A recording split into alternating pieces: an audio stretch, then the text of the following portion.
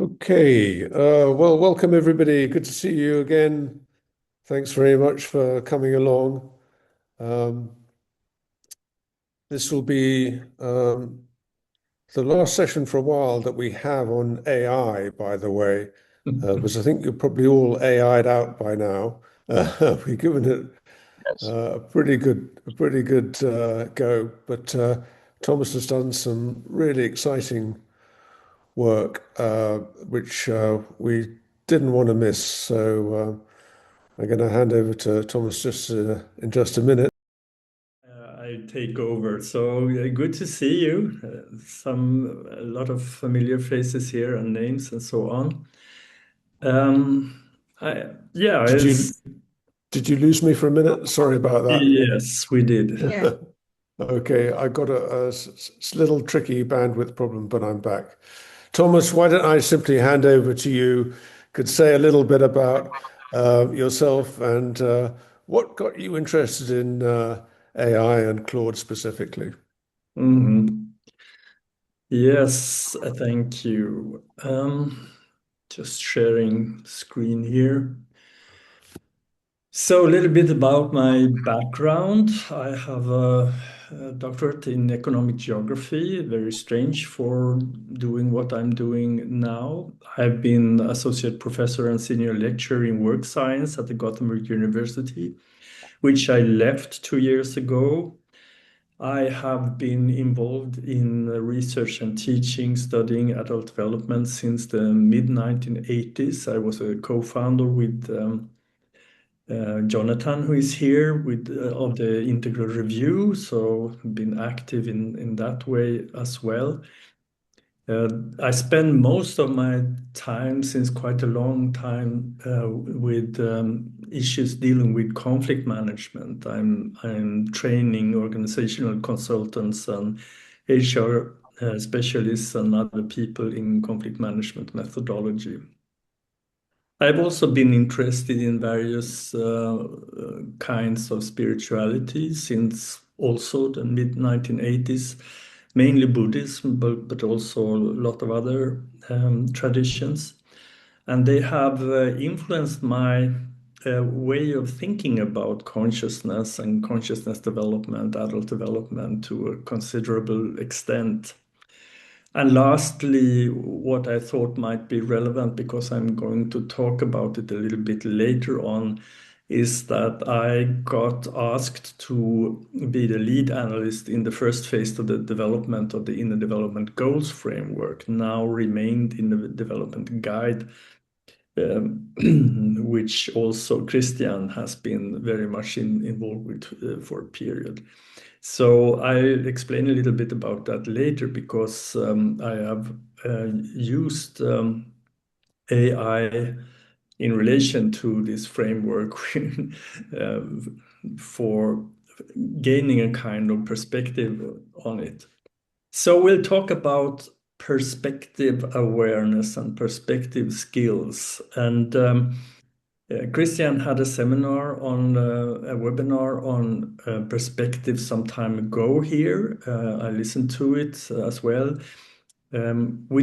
We approach this in somewhat different ways. So I need to talk a little bit about how I'm using the concept perspectives here. There is some overlap, but there is also some difference. The reason I think it's a very important topic, the skills and awareness of perspectives and how we relate to perspectives and work with perspectives, is from my point of view, particularly relevant and meaningful in our challenges that we face with, I think you are all probably very familiar with the concept wicked issues or complex societal issues. Maybe I should say you will get all those slides, because there might be some things that you may want to have a look at later. For example, the links I will be sharing.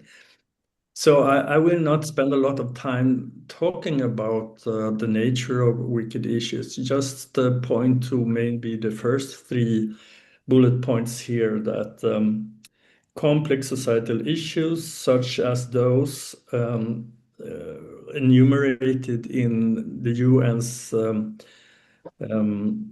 what Sustainable Development Goals, they are characterized by very complex causal relationships, very many different types of conditions that are relevant for how problems evolve and how you can deal with them.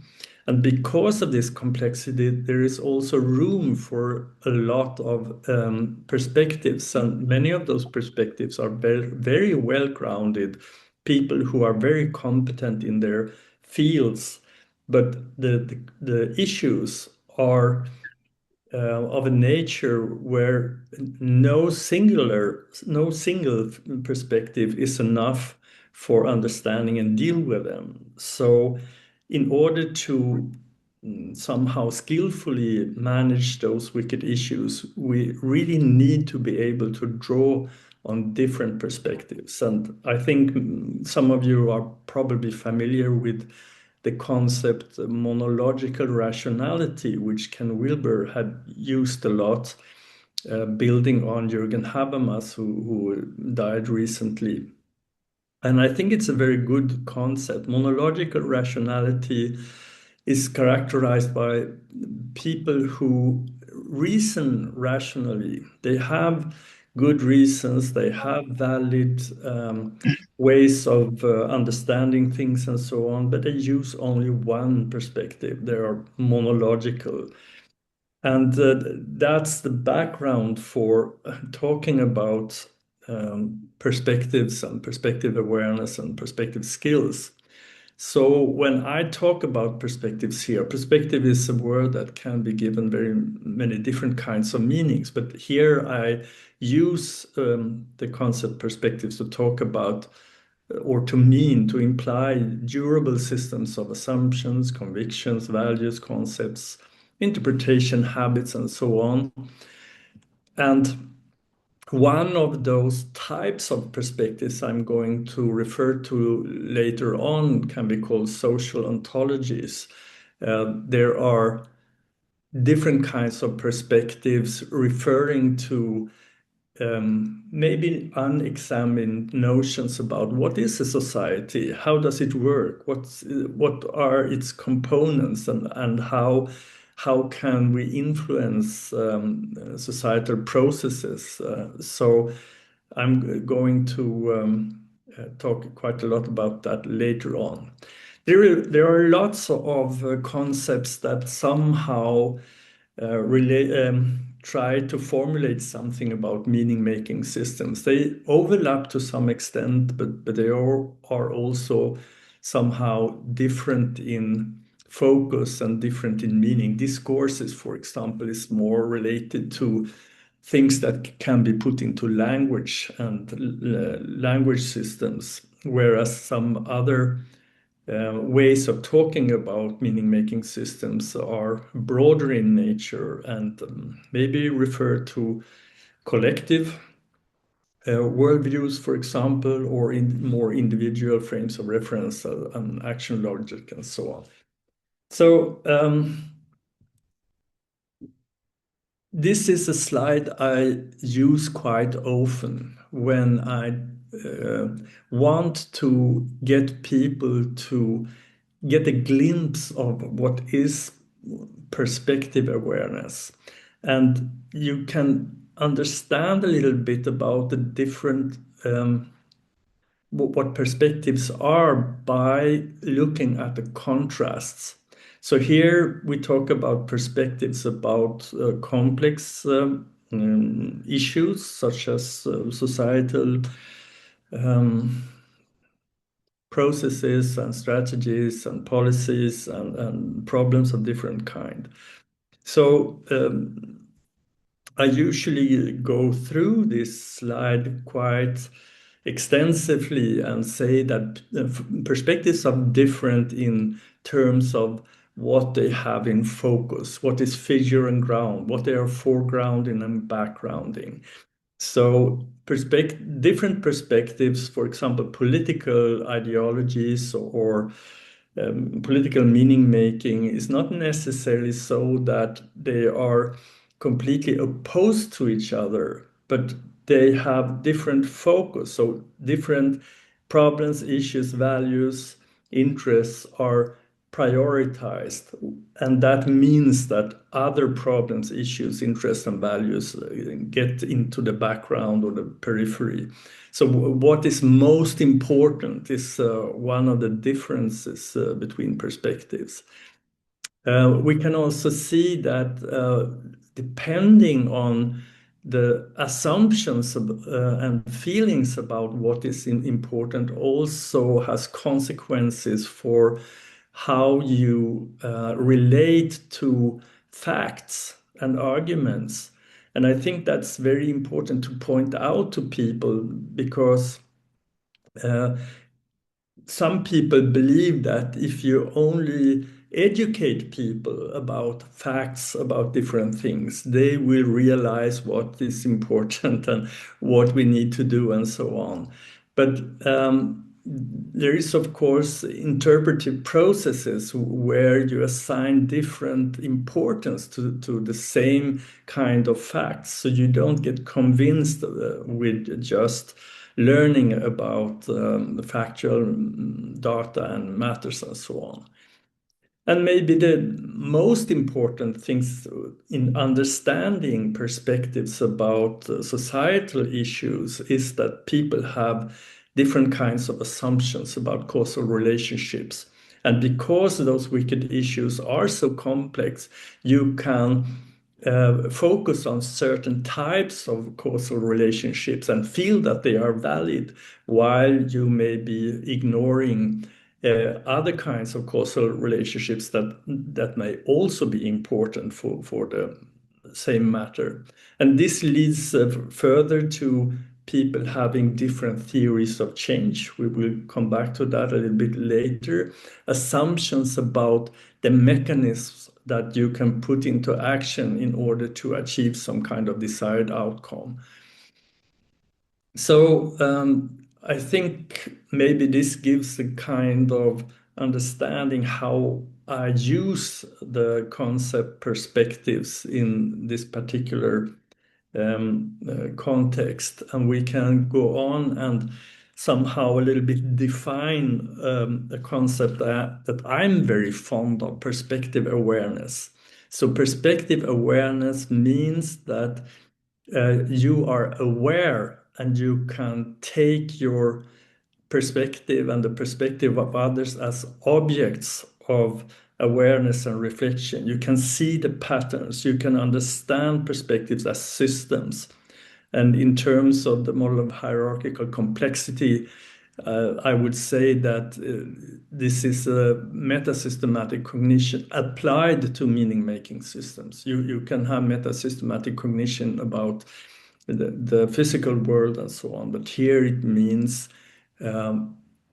being aware of the patterns, the durable patterns of meaning-making systems or perspectives. And if you define perspective awareness in this way, that you can also talk about it in terms of weak perspective awareness and strong perspective awareness.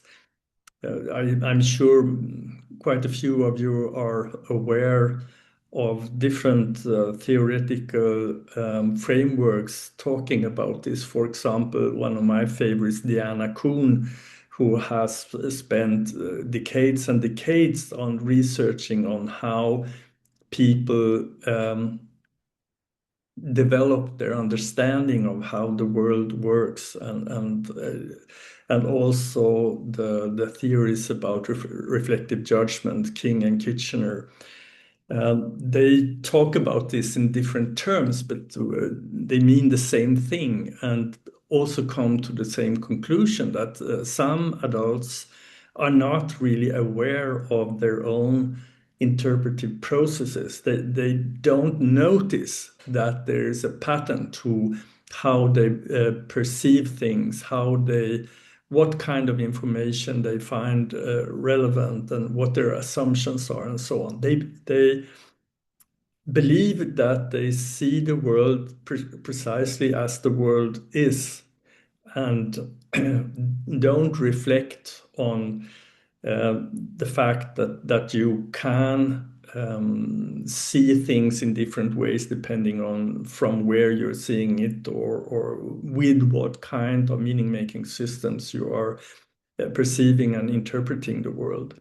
Whereas strong perspective awareness means that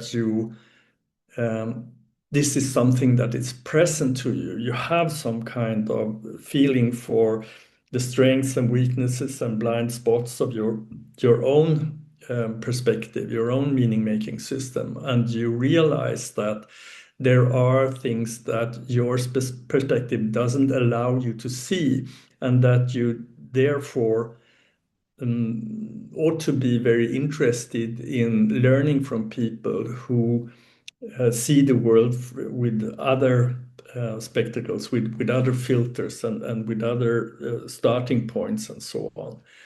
So I think that in particular in relationship to the big challenges we face in this world, where there are there are lots of problems, maybe more now than there were some time ago, that this is really a kind of key skill, a kind of key competence, not only individual but also collective, that we need to nurture.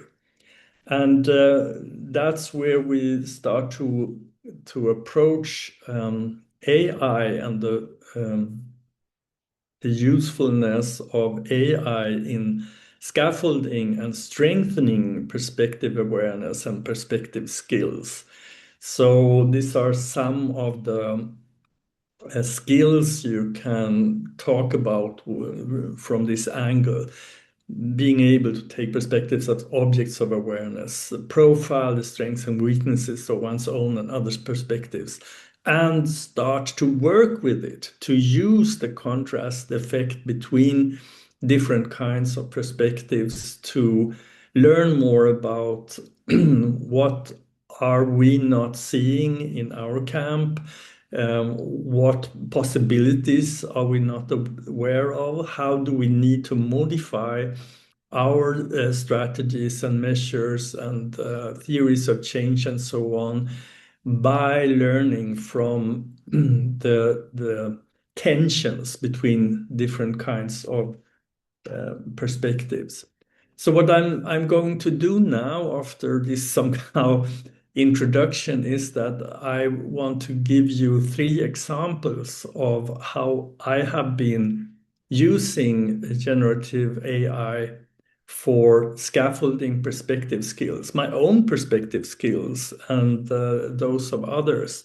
And I think there are very, very important possibilities to use AI for this purpose. I will comment a little bit that towards the end, that maybe this is not something that is very useful for everyone, but requires some kind of openness or preparedness. We'll come back to that later on.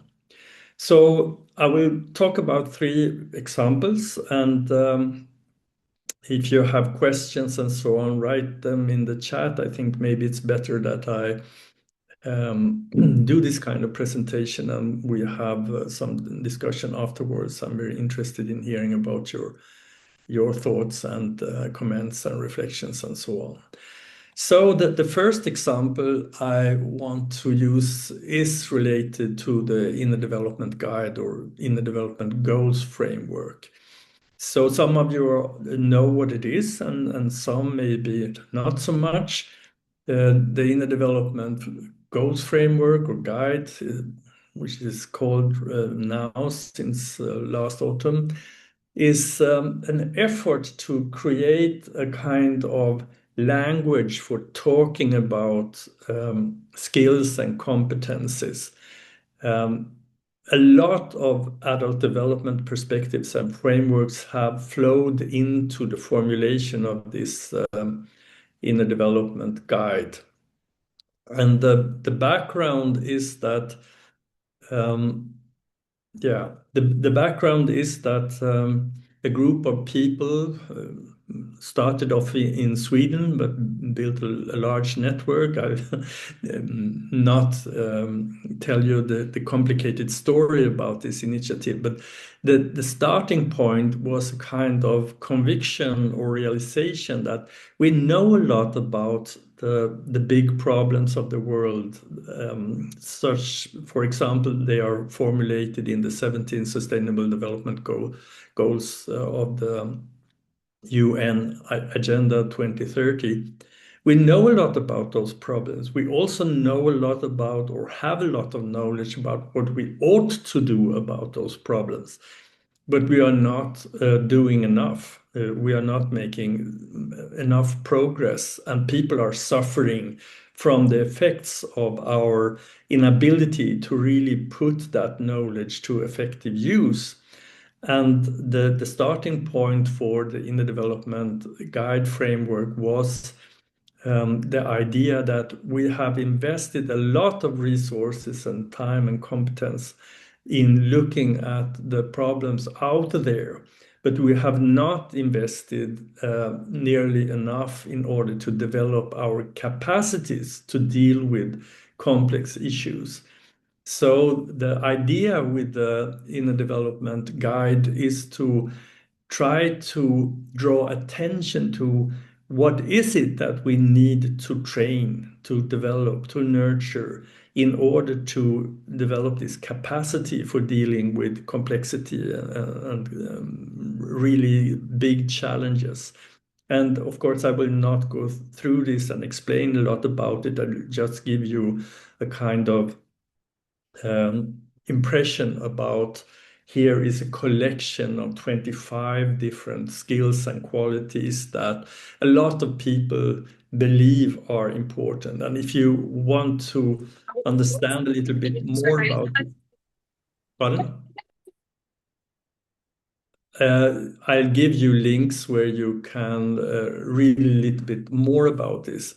So I was very much involved in creating this framework. Christian was also involved in a little second phase of working with this framework. And what I did was I wanted to gain a kind of better perspective on the framework. It was developed, you could say, very heavily influenced by an individualistic culture or society. There was a lot of adult development knowledge flowing into it. And what I discovered when I started to learn about how you can use generative AI, and I started off a lot with ChatGPT, but I've shifted over to mostly using Claude because Claude is much better than ChatGPT for authoring coherent and very competent things. So what I did with Claude was that I, in a little bit different ways, asked Claude to go into the role of different perspectives or different worldviews, and then comment or write critical examinations of the inner development goals framework. And you can see here 5 examples. These are titles of quite comprehensive essays, 60 to 80 pages. The first one was when I asked Claude to, where I gave Claude in a project quite a few texts about Australian Aboriginal worldviews and ways of knowing. And Claude used those to construct a kind of simulated Aboriginal perspective, and from that perspective wrote a critical examination of the whole inner development guide framework. I'll show what it can look like in the next slide. I asked ChatGPT to construct a fictional professor of Confucian philosophy. And I asked Claude to go into the role of this professor and also write a critical examination of the inner development goals framework from a Confucian perspective. And I can say that for me personally, it really meant that I gained a much deeper and intimate understanding of what the world looks like and what this kind of problems and ambitions and strategies look like from a collectivist worldview. So it's not only to offer others a kind of perspective on a perspective, but it was also very good learning experience for myself. I asked Claude or ChatGPT to construct a kind of fusion of a number of American Christian conservative political philosophers and asked Claude to write a critical examination of the inner development guide framework from that point of view. And the last two are not so focused on simulating individuals, but a critical power analysis from people looking at the world in a critical power perspective and some classical sociological perspective as well. If you are interested, you can see the link down there to a website I created with a lot of text about the inner development goals framework, among other things. This is an example what it might look like. It's the essay written from an Aboriginal worldview. And you can see it's quite comprehensive. It's we'll not go through it, but it critically examines the very starting point, the concepts, the way of understanding what collaboration and relating and so on is, and points out kind of blind spots in the framework because it's written from a very individualistic perspective, which was, so to speak, the starting point.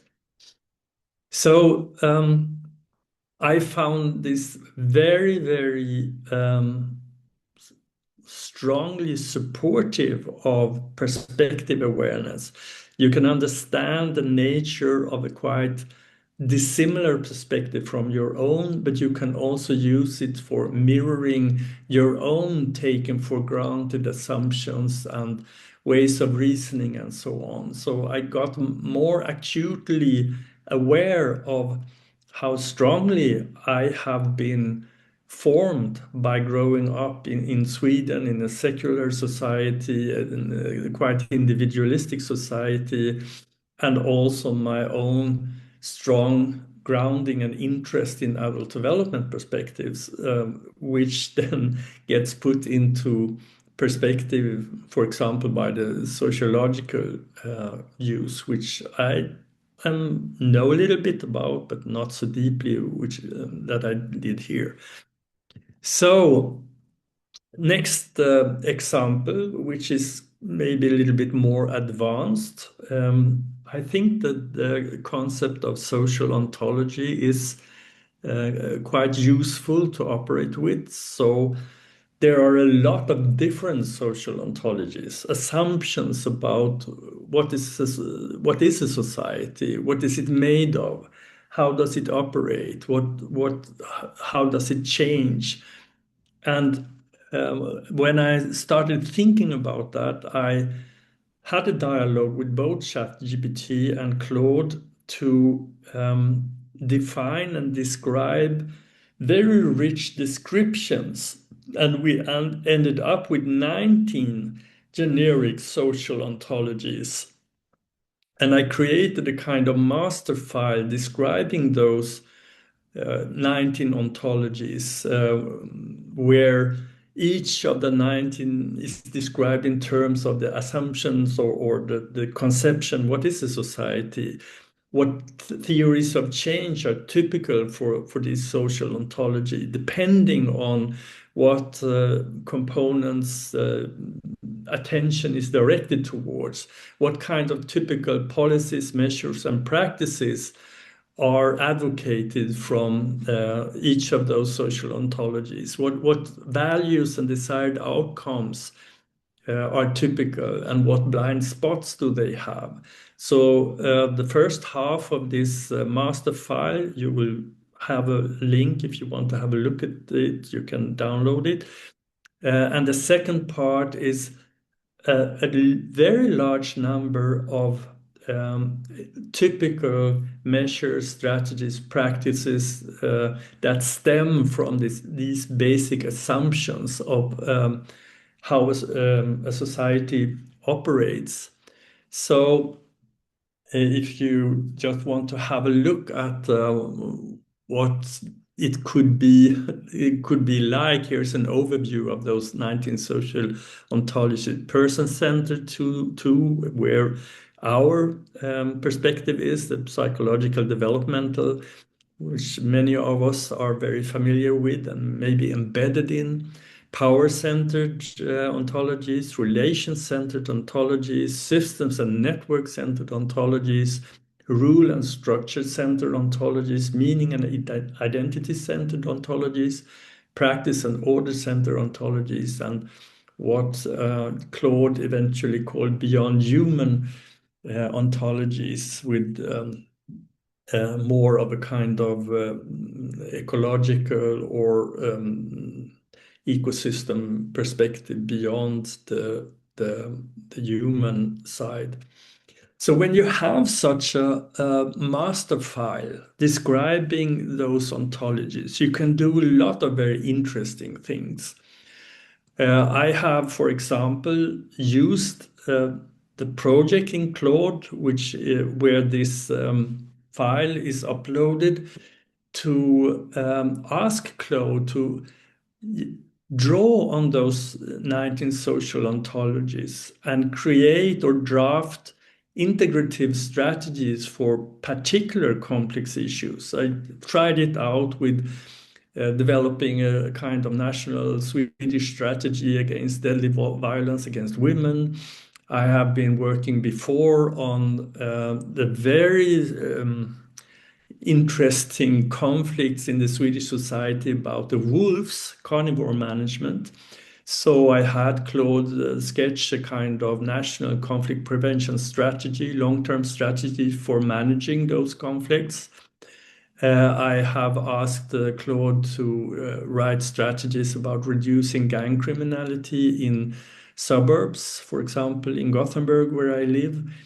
And I tried also to use it to see what happens if you ask this system to create a quite concrete conflict management strategy for a very deep-rooted conflict in the north of Sweden between the mining company LKAB and the reindeer, the Sami herding village Gabna in North Sweden.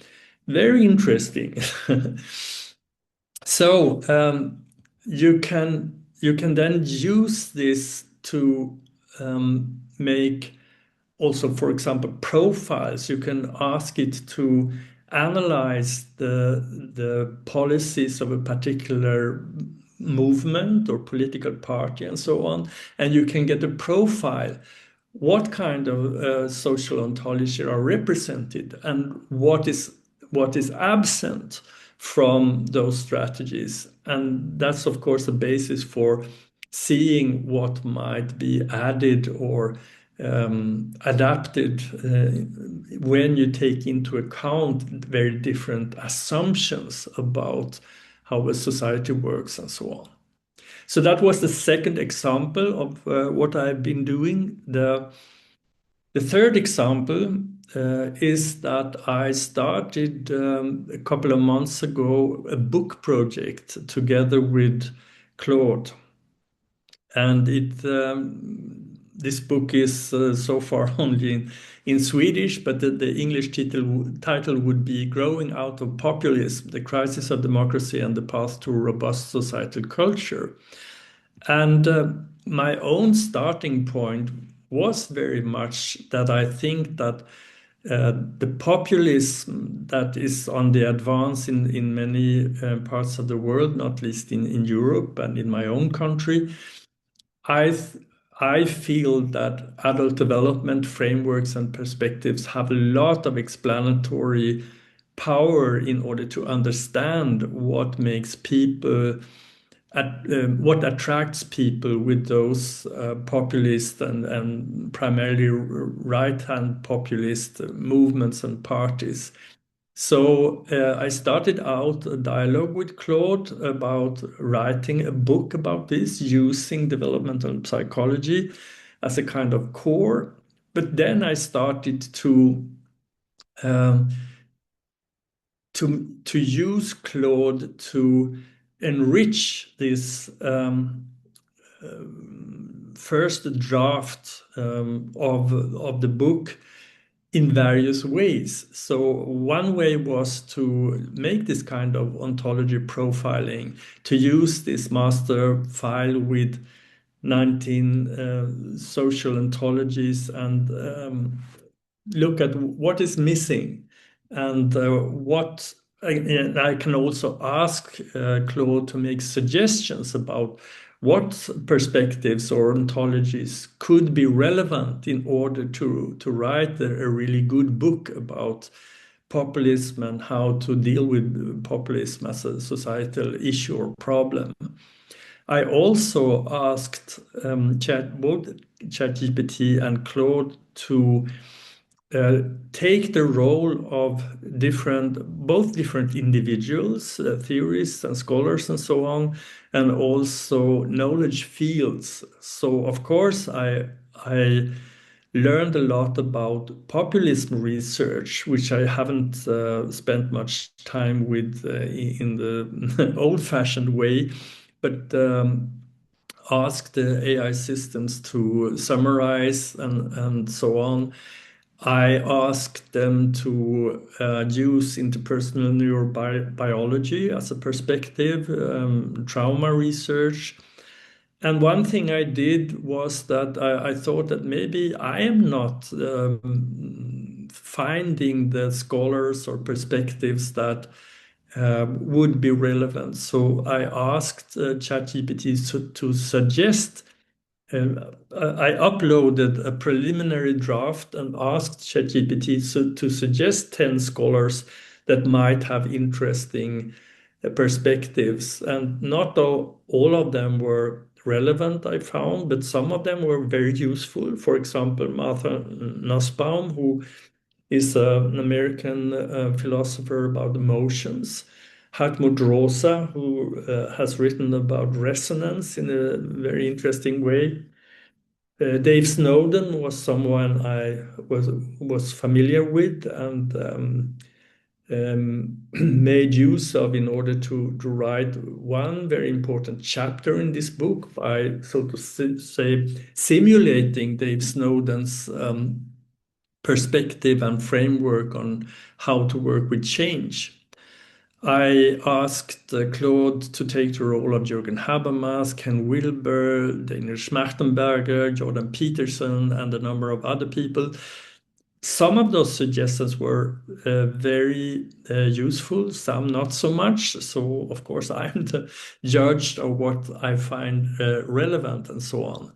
I also had a friend who has nurtured his own AI buddies, and it became very obvious that when you worked with Claude or ChatGPT for a long time, they somehow absorb your particular discourse and concepts and views and values and so on. So it might be very interesting to have comments and reviews from other people's AI systems, not so much formed by yourself.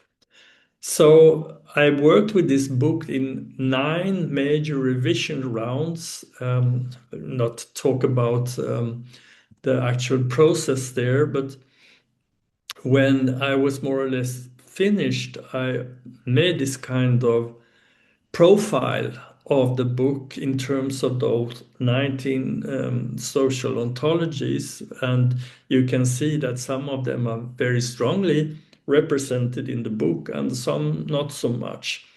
And you can very easily ask Claude, for example, to make this kind of spider web diagram where you get a visual impression of which of those perspectives are strongly represented and which are more or less absent from the in the book. So eventually, this book, which is quite comprehensive, has quite a lot of perspectives represented: adult development, populist research, interpersonal neurobiology, trauma research, philosophy of emotions, resonance theory, complexity science, conflict and power analysis, and sociological theory. So um, I think I say something more before I go back to this. These are 3 of the projects I've been working with during the last year. I think one of the most exciting things I'm doing right now is that I have created a kind of AI system that can interview people, very competent interviews for profiling their program theories. And when they have let themselves be interviewed, it can be a social activist, a politician, a person working with societal entrepreneurship, someone who wants to work with the complex challenge in some way. Then you can take their program theory as analyzed by the AI system and work with it in relation to those 19 social ontologies and some other processes. And what comes out of this is a kind of draft of a very much enriched program theory where the person gets a lot of suggestions about what was missing from their own program theory as described by themselves and what they might consider adding or at least be aware of when they continue with their engagement. I've also built quite a few chatbots, some of which are very relevant for this. So that's what I wanted to present. And doing this, preparing this, I also thought a little bit about it. Was a bit funny. For a couple of weeks ago, I had a telephone call with a woman who wanted to invite me to talk in a meeting of representatives of governmental organizations about strategies for preventing honor-related crime. And she said, had a kind of side comment that we had a kind of researcher who made a speech and talked about how many different perspectives there are. And the people just got very confused. How can you know what to think or how to deal with this when there are maybe 12 different relevant perspectives?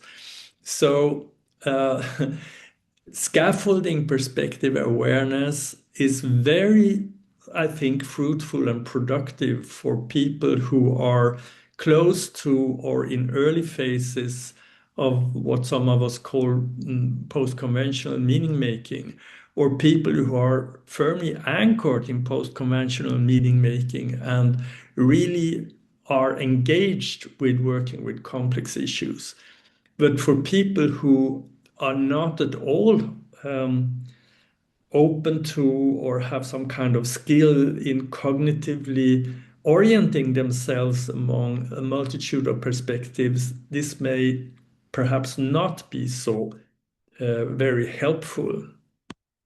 I think I conclude now. Here are a number of links, and I included this table because this is the Center for Applied Dialectics. So I looked up this table, which I made it quite a long time ago, on how to apply the four categories of dialectical thought forms to perspectives. So something you can look at if you want. So I'm wrapping up there, and just keeping my mouth shut. So, do you want to facilitate, Nick? Thank you very much, Thomas. Yeah, fascinating work. Boy, you've been busy. And Yeah. yeah, very, very impressive indeed. Um, I'm wondering if you see this approach being used by civil servants and how you see that playing out when they engage with politicians. I think the brief answer is no, not in this kind of way. Of course, very many people are experimenting a little bit with AI, but I think the 95% or more are not aware of how sophisticated things you can do with AI.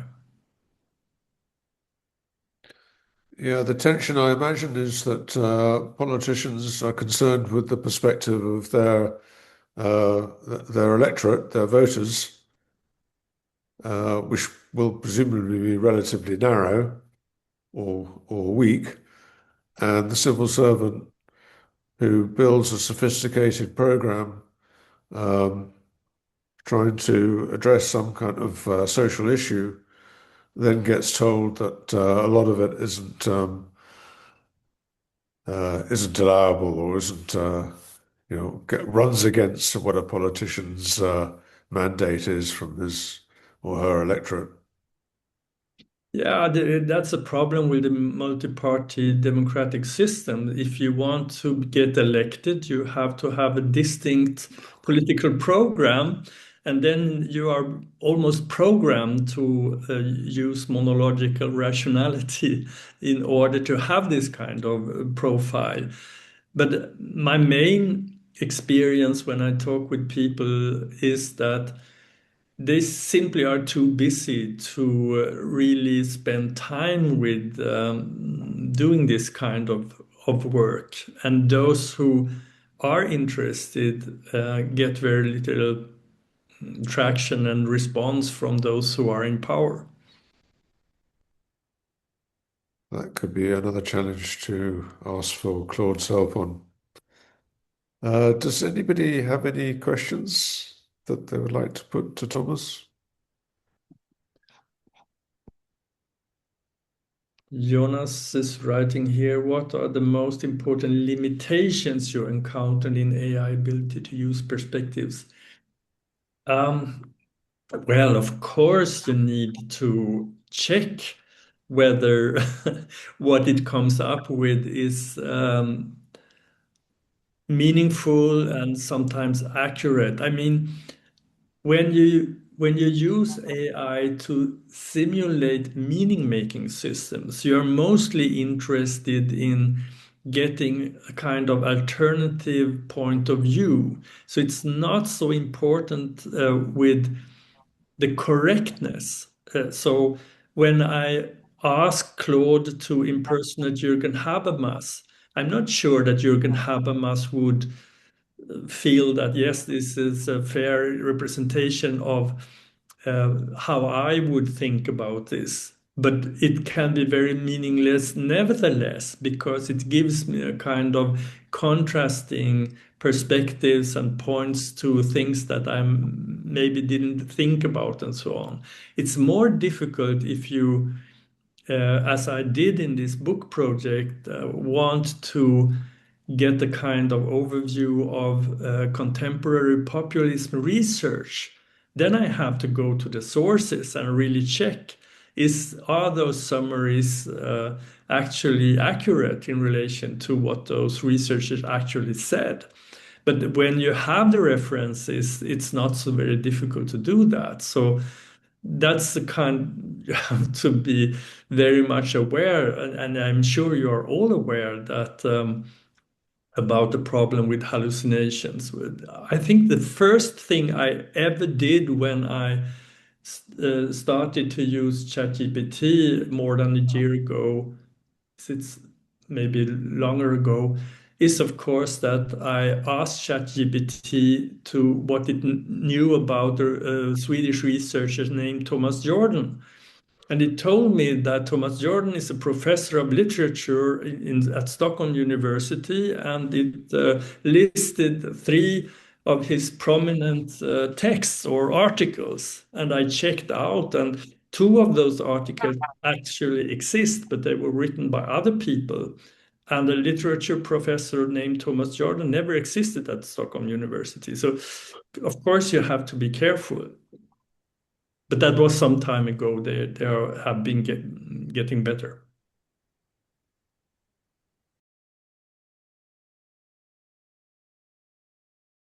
I think it was a very interesting experience when I asked my friend Leif to have his AI make a kind of commentary and review of the book manuscript.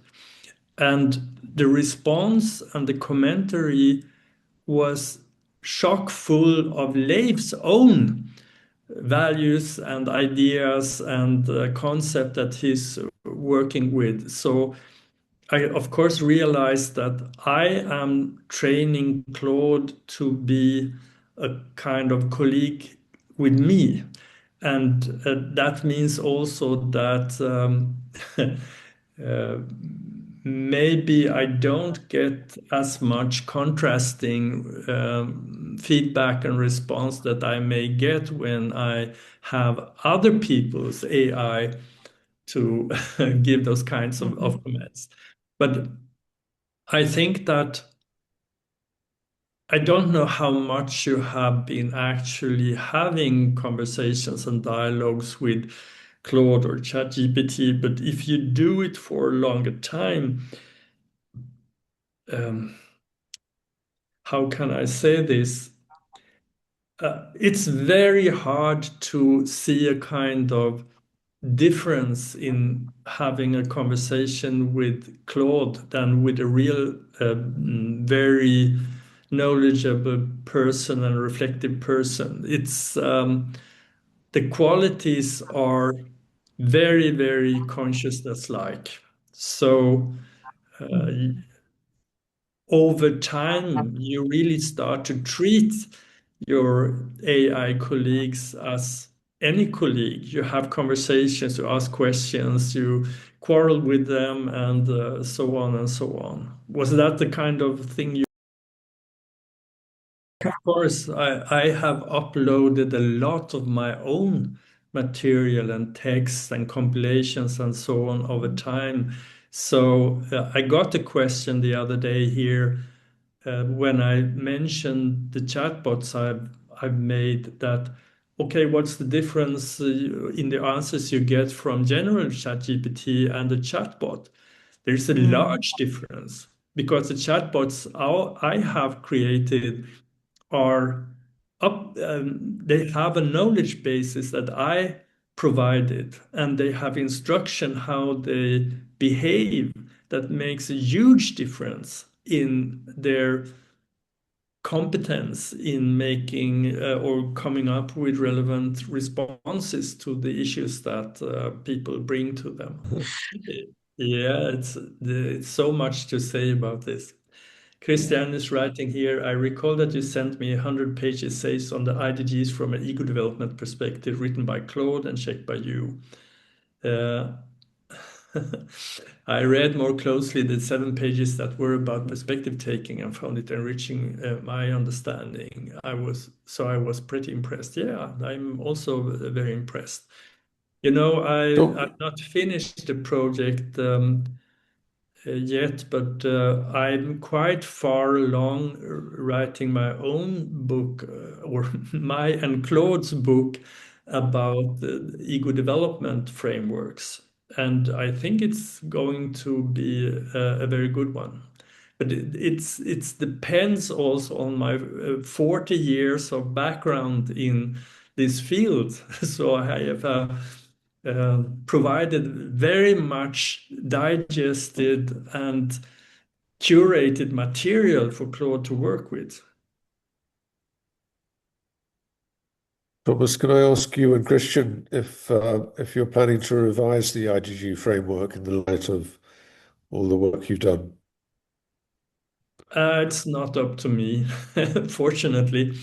I was, I thought, I think the project was very worthwhile to do, but I can't afford to spend a lot of time working with it because it's not paid or very poorly paid, at least. Christian knows. Yeah.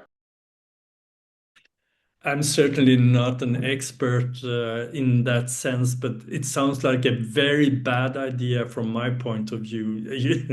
You can, it's impressive how you can have an AI and in quotation marks understand the patterns of a perspective and then apply that kind of meaning making patterns to new systems. But I don't think that you can have it adequately represent a living child. No. Yeah, thank you. I'm struggling with that a lot. And, you know, there are quite a few people out there who are convinced that AI possesses a kind of sentience. And if you really make experiences, there are certainly sentient like properties of AI that you can unpack and learn more about. But there are also, of course, very important deep-seated differences, for example, in terms of how an AI's memory works. It's completely different from how we operate. So an AI system doesn't think about things in other instance than after you have asked it something. Then it processes and gives a response, but then nothing more happens until you ask it another thing. But you can upload a lot of memory of previous interactions, so it has a kind of memory, but it only operates in instances. Christian? So, but it's very interesting, I think, because it's a very new technology. It's in developing very quickly, but people are very quick in making kind of judgments. They see the limitations and say, no, it's just a statistical probability generator. And I think it's not a good thing to just dismiss it because you have a kind of preconception about what it is. So I'm also very interested in the limitations and experimenting and learning about the limitations, but I'm even more interested in the capacities and the um, the things you can do with it. So I'm playing around quite a lot with learning about what is possible, and it turns out very much is possible. So I think that the most baffling things about AI that I have encountered is when you ask Claude to write novels. So it's completely incomprehensible how an artificial intelligence can write such creative, sophisticated uh, novels, really meaningfully conveying insights and ideas. I've really learned things from those novels I have had Claude write.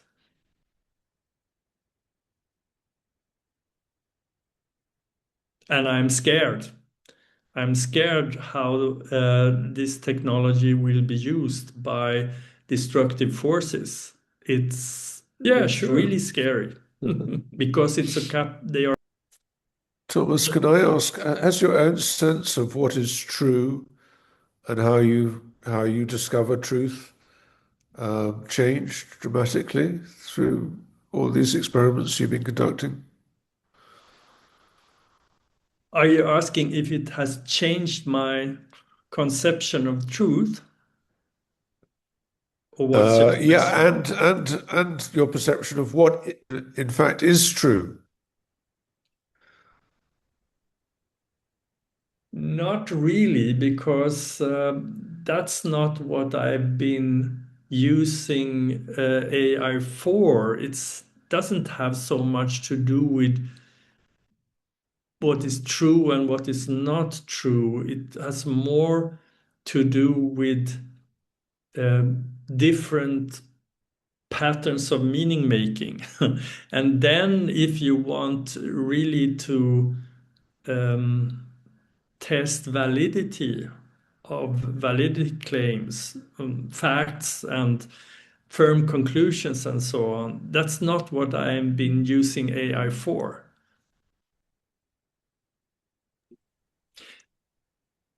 Yeah, so it's just a way of broadening all the different ways you can think about something rather than trying to establish a better way. And yet you said that you were looking at how programs could be improved at one point, and presumably there's an element of truth or falsity in that. Not necessarily. As I hinted at, one of the things I'm working with now, I have a number of people who have tried out the system I'm building or designing, and it's really fascinating. The last person who actually went through this process is a woman here in Gothenburg who is a kind of societal entrepreneur. She's working in a suburb with a lot of immigrants, a lot of social problems, and so on. And she and a number of colleagues have a kind of open house, activity house, or something like that. And she's very engaged. She's really wanting to do something good for the people who live there and the area and so on. And she went through this interview, and the system created a program theory table summarizing the main patterns of her assumptions or her theories of change, her the activities she's engaged with and the outcomes she hopes for, and so on. And then I analyzed this using the 19 social ontologies and Dave Snowden's estuarine framework and a couple of other things. And uh, what came out of it is that I asked Claude to write an elaborated, enriched program theory for her. And I also, at the end, just for fun, asked Claude to write a change agent manual for the kind of work that she is doing.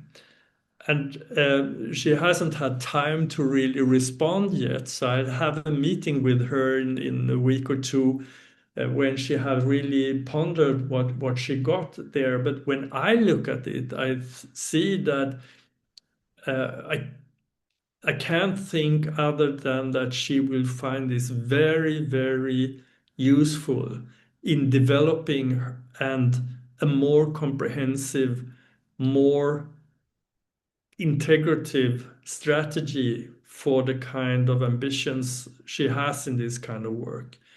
And I think that this technology could be very, very helpful just in relation to this kind of endeavors. I really The would same. hope that politicians use this kind of technology, but I'm not much hope about that for the present. Well, they have to use their judgment what to include and what to leave out. You can't do Yeah, everything, I sure. guess. Yeah, yeah. Yeah, and you all know, or you who have worked with AI, you know how big difference it makes when you are skillful with prompting. You have to be very active and protest against the things that are unrealistic or beside the point, or you don't think it will work and so on. And you have to tell the AI why you think that, and then ask new questions and ask for other alternatives and suggestions and so on. So you really have to work with it. You can't just ask a question and then run with the answer, because you can get out so much more. Thank you, Thomas. Any further questions, anybody? Jonathan writes, I'm going to write about how neuroscience models of predictive processing are very similar to how LLMs do predictive processing, at least how the metaphor is similar. Yeah, I think I can relate to that. Sure. Um, yes.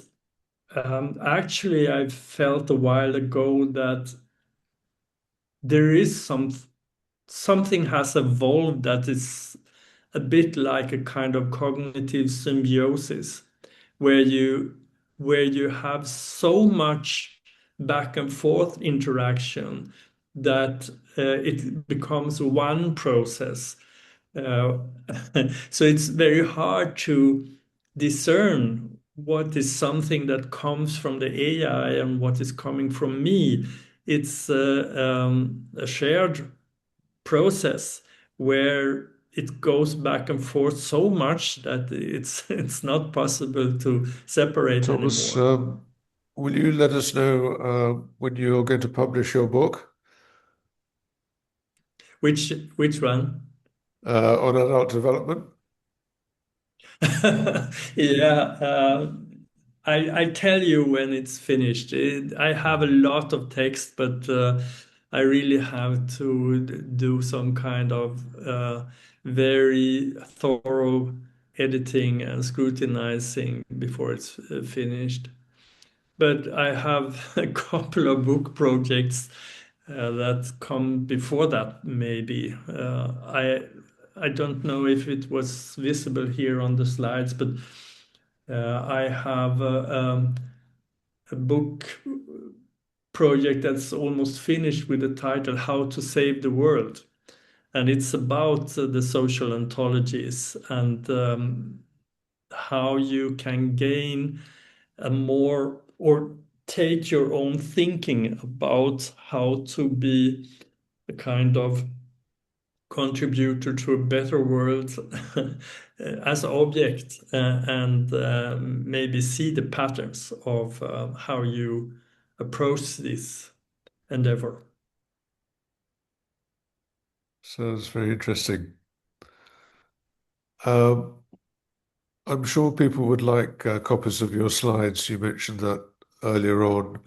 Uh, would you like us to provide a link for that, or will you provide a link for that? How would you Didn't like I to do that? prepare something for I? what is the best way for you to spread it? I put a link in the chat, then you can download the slides immediately if you want, because I uploaded them to a website, but I can also send you the link so you can put it up on the center The website. link's in the chat, so that's perfect, I think.